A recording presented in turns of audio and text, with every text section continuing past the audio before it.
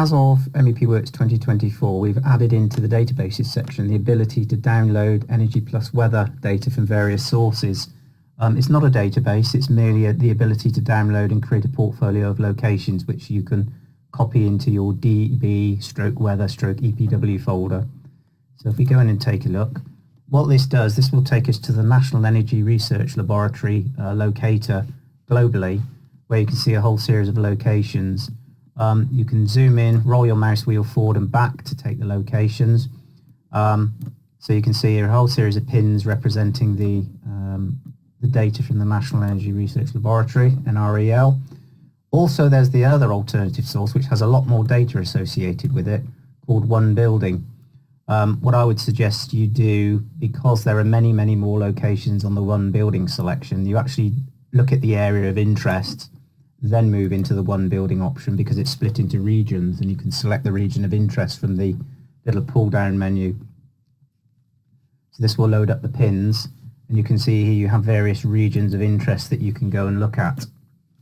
Notice the red pins. The red pins imply database locations that you have downloaded. So in this case, a whole series of UK locations have been downloaded. So you as a user can build up a portfolio of locations. We don't provide many locations, if at all.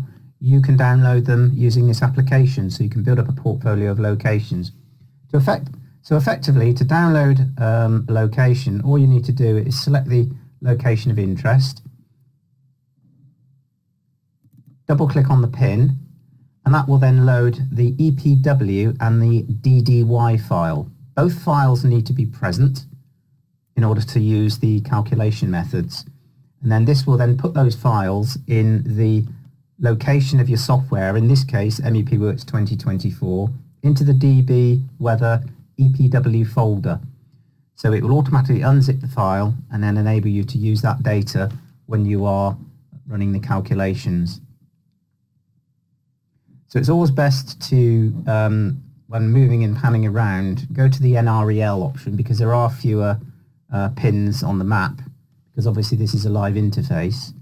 Pick the area of interest, pan around, and then load your data, and then pick your source, whether it's the NREL or the One Building location.